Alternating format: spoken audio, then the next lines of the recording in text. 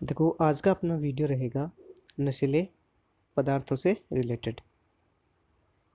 तो हम मानव स्वास्थ्य तक पढ़ चुके थे, अब हमारा है नशीले पदार्थ। तो क्या होते हैं, आनंद का भ्रम उत्पन्न करने की दृष्टि से कई लोग विभिन्न प्रकार के नशीले पदार्थों का उपयोग करते हैं। धीरे धीरे उन्हें इस पदार्थ की आदत पड़ जाती है और वो और अधिक नशीले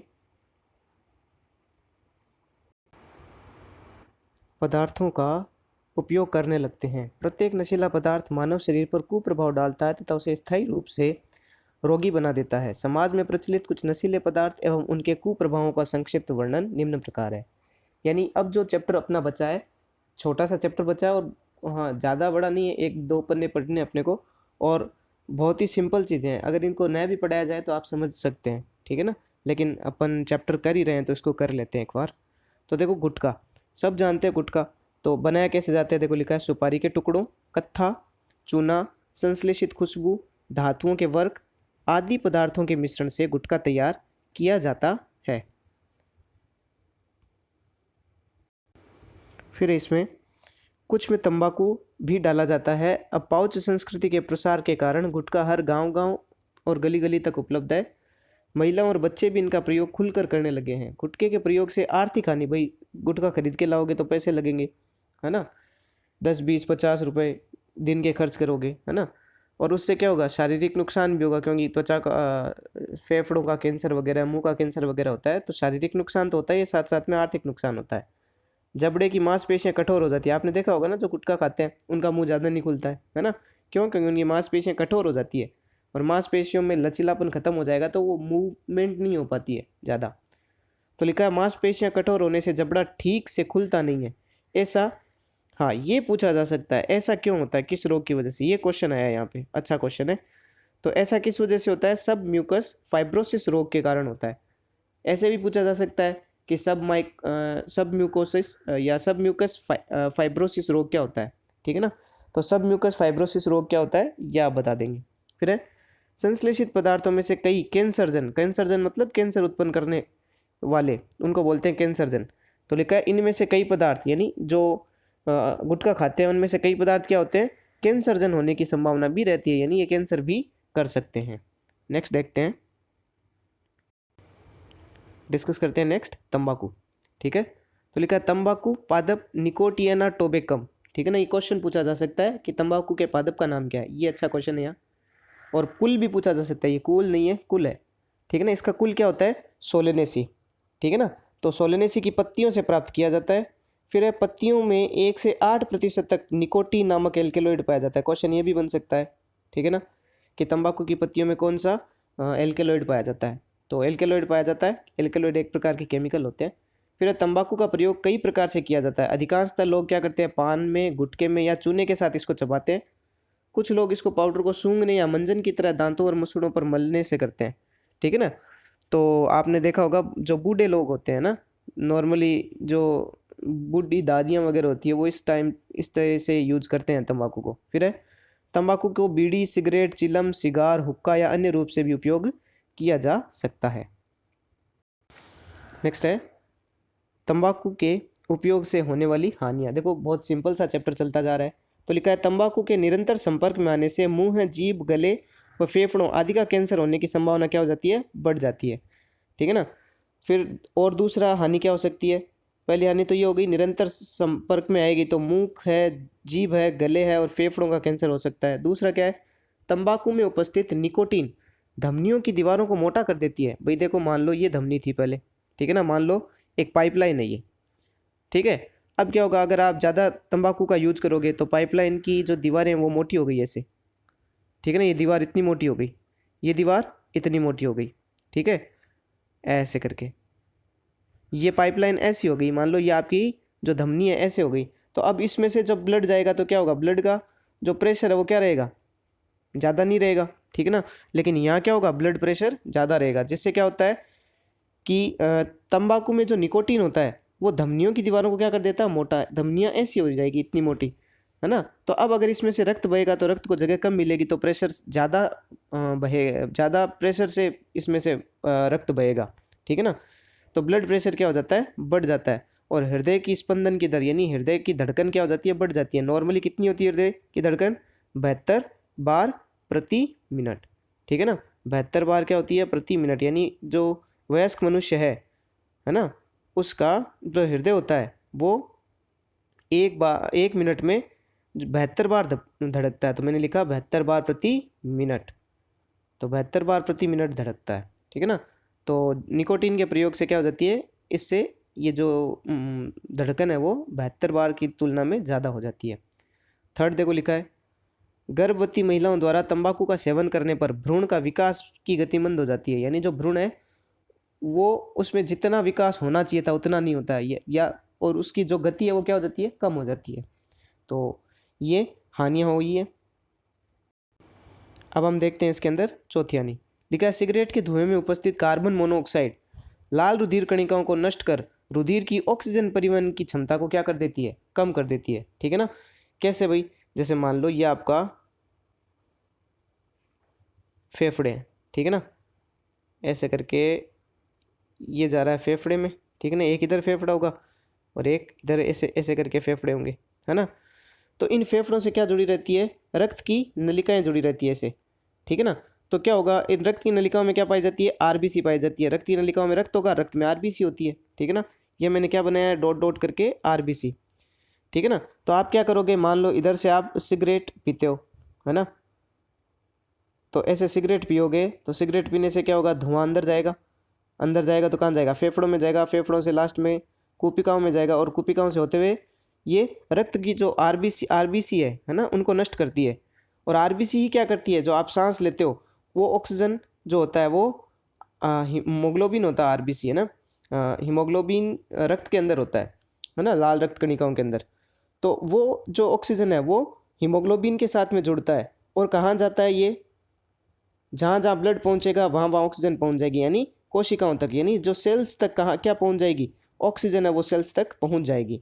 लेकिन आरबीसी क्या होगी, ये जो निकोटीन है ना, लिख रखा है ना अपने, रुधिर की oxygen carbon monoxide, sorry carbon जो मोनोऑक्साइड है वो क्या होता है, इन आरबीसी को क्या करता है, नष्ट करता है। तो आरबीसी नष्ट करता है तो ऑक्सीजन कहाँ तक, कोशिकाओं तक पहुँचने के लिए ज़्यादा नहीं पहुँचेगी, है ना, क्योंकि आरबीसी क्या पहुँचाती है ऑक्सीजन को, यहाँ कोशिकाओं तक पहुँचाती है। तो कोशिकाओं तक ऑक्सीजन पहुँच नहीं पाएगी ज़्यादा मात्रा में, ठीक है ना। पहले आरबीसी ज़्यादा थी तो ऑक्सीजन ज़्यादा मात्रा में पहुँच पा रही थी, अब आरबीसी क्या होने लग गई, नष्ट होने लग गई, तो ऑक्सीजन पूरी नहीं पहुँच पाएगी। और जब ऑक्सीजन इतनी नहीं पहुँच पाएगी तो क्या होती है, हमारे शरीर के अंदर कोशिकाओं को ज़्यादा ऑक्सीजन नहीं मिलेगी, जिससे उनकी क्रियाएं क्या होती है, प्रभावित होती है। तो लिखा है ना, कार्बन मोनोऑक्साइड लाल रुधिर कणिकाओं को नष्ट कर रुधिर की ऑक्सीजन परिवहन की करने की क्षमता को क्या कर देती है, नष्ट कर देती है।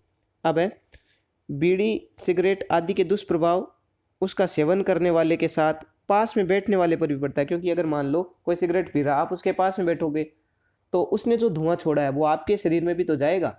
तो जो सिगरेट पीने वाले के पास में बैठ रहा है उसको भी उतना ही नुकसान होता है जितना सिगरेट पीने वाले को होता है। तो उनके पास में नहीं बैठना चाहिए जब वो सिगरेट पी रहे होते हैं, ठीक है।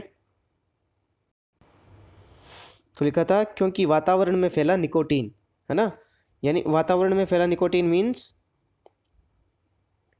तो जो व्यक्ति सिगरेट से धुआं छोड़ेगा सिगरेट पीने के बाद तो उस धुएं में निकोटीन है। तो लिखा है निकोटीन युक्त धुआं हवा के साथ उनके फेफड़ों में भी पहुंचता है, जो पास में बैठे उनके। यही कारण है कि कानून बनाकर सार्वजनिक स्थानों पर धूम्रपान पर रोक लगा दी गई है। प्राप्त जानकारी के अनुसार विश्व में प्रतिवर्ष 60 लाख से ज़्यादा लोग तंबाकू का उपयोग करने के कारण असामयिक मौत का शिकार हो जाते हैं। इनमें से लगभग 50 लाख तंबाकू के प्रत्यक्ष सेवन से और 10 लाख की मृत्यु अप्रत्यक्ष सेवन से होती है, ठीक है ना। खुद तो नहीं ले रहे हैं ये, लेकिन क्या होता है कि किसी दूसरे की वजह से इनके बॉडी में तंबाकू पहुंच रहा है उस वजह से। तो ये हो गया अपना। नेक्स्ट देखते हैं, नेक्स्ट टॉपिक रहेगा मदिरा। तो देखो सबसे पहले हमने क्या पढ़ा था, हमने पढ़ा था उसके अंदर गुटखे के बारे में पढ़ा था, है ना। गुटखे के बाद में हमने पढ़ा तंबाकू के बारे में, और हम तीसरा पढ़ रहे हैं। देखो तीसरा हम पढ़ रहे हैं मदिरा या अल्कोहल, शराब के बारे में। लिखा है मदिरा कई प्रकार से बनाई जाती है मगर सभी में नशे का कारण एक ही पदार्थ होता है, वो क्या होता है, एथिल अल्कोहल। फॉर्मूला होता है इसका C2H5OH, ठीक है। विभिन्न प्रकार की मदिराओं में इसका प्रतिशत भिन्न भिन्न होता है ना, बियर में इसका प्रतिशत भिन्न होगा, ब्रांडी में, विस्की में, रम में, है ना, सब में क्या होगा, अलग अलग होगा। वाइन में कुछ अलग प्रतिशत होगा एथिल अल्कोहल का, है ना। तो मदिरा सेवन की प्रवृत्ति निरंतर बढ़ रही है और इसके दुष्प्रभाव भी क्या आ रहे हैं, सामने आ रहे हैं। तो उन दुष्प्रभावों को देखते हैं। लिखा, मदिरा सेवन से मानव स्वास्थ्य पर पड़ने वाले कुप्रभाव निम्न हैं। देखो फर्स्ट लिखा है अपने पास में, मदिरा पान से एल्कोहल, मदिरा पान से मतलब अगर शराब पियोगे तो उससे एल्कोहल रक्त प्रवाह द्वारा यानी ब्लड के साथ में यकृत में पहुंचता है और अधिक मात्रा में उपस्थित एल्कोहल को यकृत है वो किस में बदल जाता है, एसिड एल्डिहाइड में बदल देता है। ठीक है ना। एथिल एल्कोहल क्या था, C2H5OH। ठीक है, ये C2H5 है, ये कहाँ जाके, लीवर में जाके, है ना, यकृत में जाके। अब लीवर कहाँ होता है, डाइजेस्टिव सिस्टम पढ़ाऊंगा तब बताऊंगा ना, नहीं तो वीडियो बिना मतलब लंबा हो जाएगा। तो C2H5OH है ना, जो इथाइल एल्कोहल है, लीवर में जाएगा इथाइल एल्कोहल, तो ये किस में बदल जाएगा, एसिड एल्डिहाइड में, है ना। फॉर्मूला होता है CH3CHO। ठीक है, तो ये नामकरण आप 11th क्लास जब साइंस लेंगे केमिस्ट्री में पढ़ेंगे। ठीक है, तो CH3CHO एसिड एल्डिहाइड में बदल जाता है और ये क्या होता है, विषैला होता है। और अगर विषैला पदार्थ हमारे लीवर में रहेगा तो बहुत ज़्यादा नुकसान पहुंचाएगा। ठीक है, तो देखो लिखा है कि मदिरा पान से एल्कोहल रक्त प्रवाह द्वारा यकृत में पहुंचता है और अधिक मात्रा में उपस्थित एल्कोहल को यकृत किस में बदल देता है, एसिड एल्डिहाइड में, जो क्या होता है, विषैला। तो ये नुकसान करेगा। दूसरा देखो, एल्कोहल के प्रभाव से व्यक्ति के शरीर का सामंजस्य और नियंत्रण कमजोर हो जाता है ना, जिससे कार्य क्षमता क्षीण होती है और दुर्घटना की संभावना बढ़ जाती है। अब थर्ड है, एल्कोहल से स्मरण शक्ति में कमी आती है, याद नहीं रहता है चीज़ें, तथा तंत्रिका तंत्र क्या होता है, प्रभावित होता है। ये तंत्रिका तंत्र भी हम पढ़ेंगे सेकंड चैप्टर में। नेक्स्ट देखो,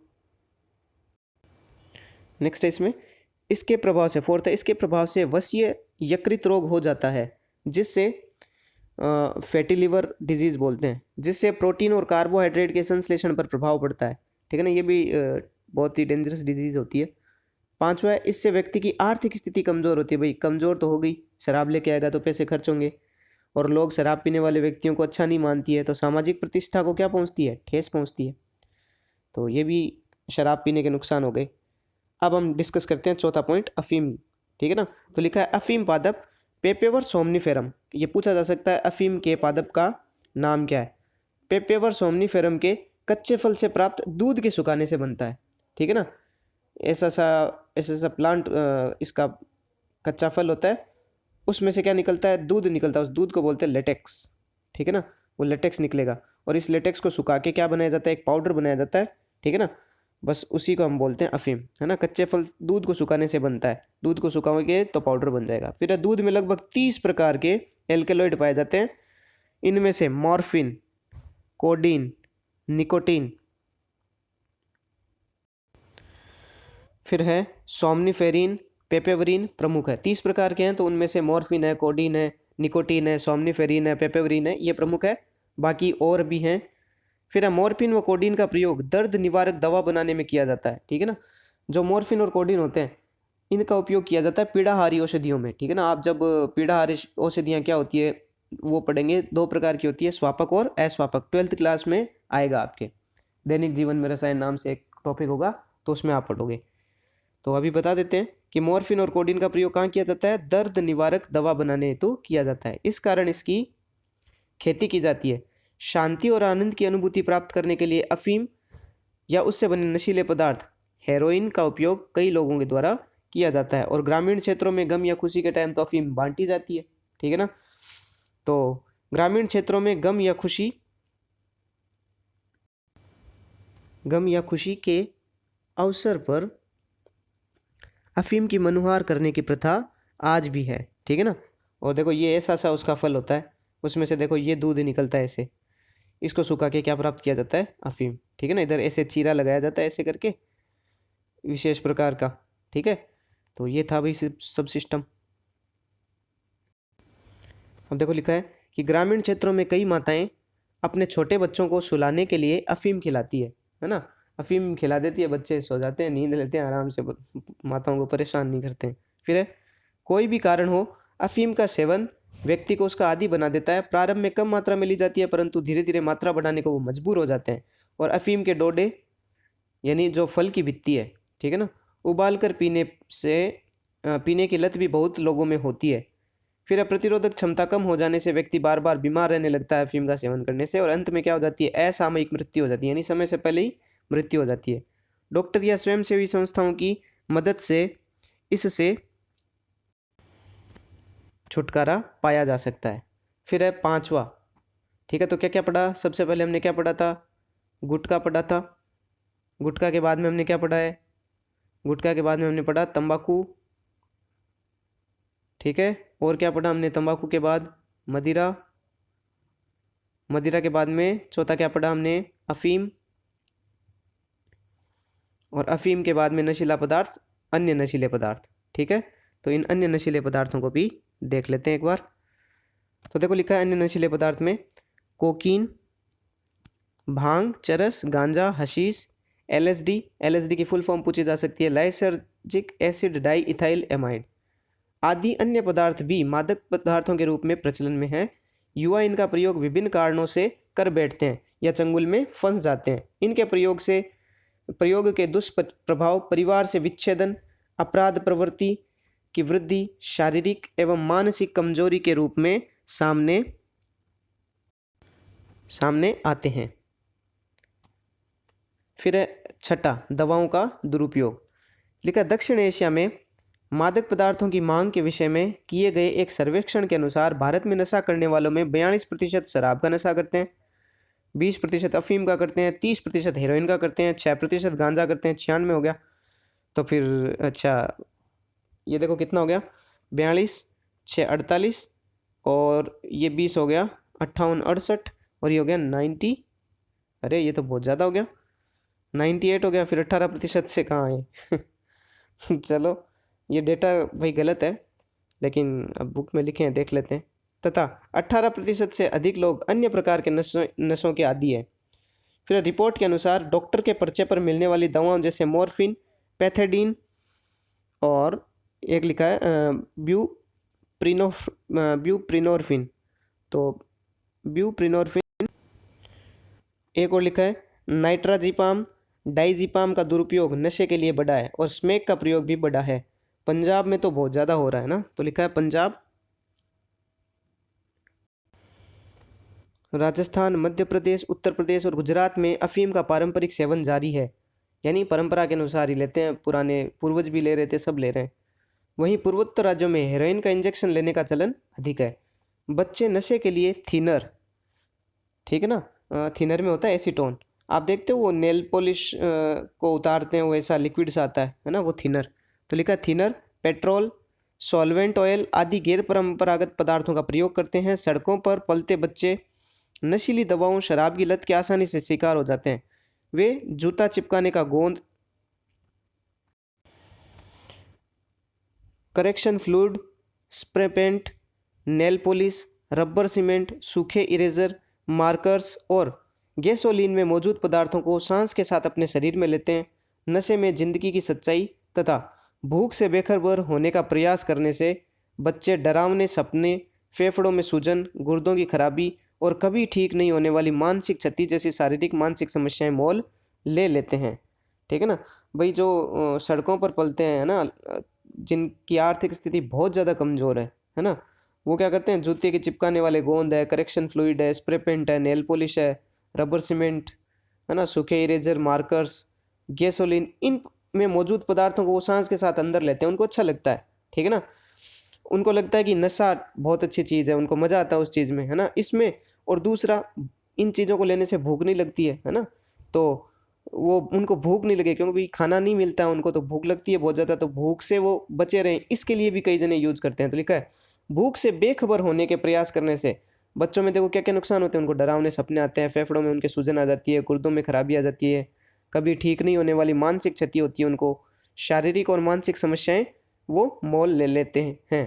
तो भाई नशीले पदार्थ है, इनसे बच के ही रहना चाहिए, इनका यूज़ नहीं करना चाहिए, कभी नहीं करना चाहिए, ठीक है। तो आज का वीडियो यहीं तक करते हैं। जो नेक्स्ट पार्ट होगा उसमें हम डिस्कस करेंगे खाद्य पदार्थों में मिलावट का दुष्प्रभाव, ठीक है ना। तो ये अब एक छोटा सा टॉपिक रहा है, इसको हम कंप्लीट करेंगे, वैसे ही हमारा चैप्टर कंप्लीट हो जाएगा।